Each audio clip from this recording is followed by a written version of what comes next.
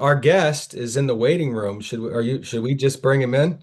I'm so excited. This guy by far is the most oft mentioned Uh, person in podcast history. yeah. We have literally mentioned his name probably every single episode. You just There jump right he into is. it. What's up? Woo! Oh, nice sport coat. Okay, it's like Well, we're listen, back at the the white party. people, I took a vote if I needed to break it back out, and on IG, and the people spoke. The origins of Beach and Bash, where that idea came from, where the Yeah, name came from, and how you yeah, guys got it off the ground. yeah. How the Yeah, heck cool. do you do this?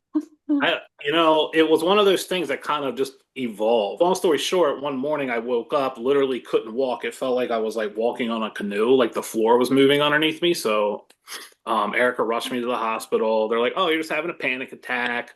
And so started my journey to finally finding out after a few long months. I had this weird condition at the time called dysautonomia. I had had a long background in doing events. Like I had done a big festival, and I just enjoyed doing that stuff and promotions for like bands, smaller local bands and things like that. So I had a lot of background in that, but I just didn't think of like doing it like full time. After all that happened, we kind of needed something that I could do because I couldn't really commit to like doing something because it was so up and down. And I was like bedridden for like 3 months. It was crazy. We originally wanted to be a marketing, like where people would call us up and we would do like bachelorette parties and we would like take them to like Dewey Beach, right? And get like different. So I started just because while I was sick, I could at least like call people, send out emails.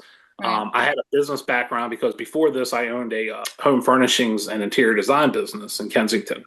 So I had a lot of experience also, not only in events, but in also building teams. So I started building the infrastructure of it.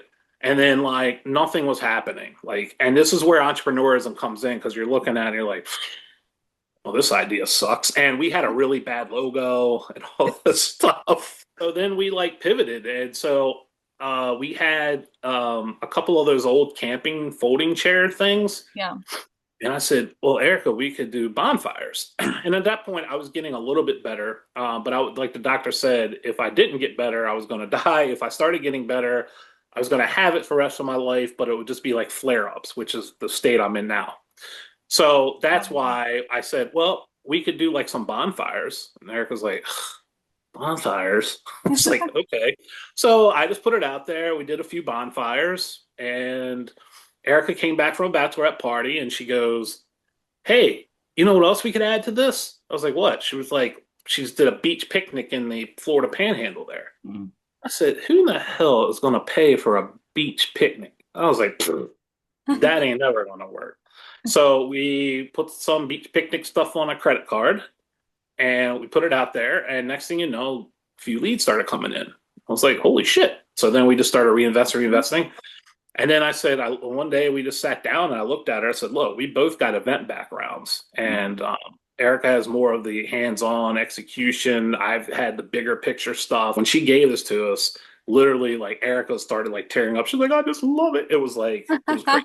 From that point on, man, Beach and Bash was born. The one thing about entrepreneurism that I learned from an early age was that you can't be everything to everybody. You got to be very niched. You got to build this on, and you got to make sure you're good at it. Develop a system. When you look back on that after you've done it and maybe got a few years under your belt, it's a little bit like, holy shit, I can't believe I did that.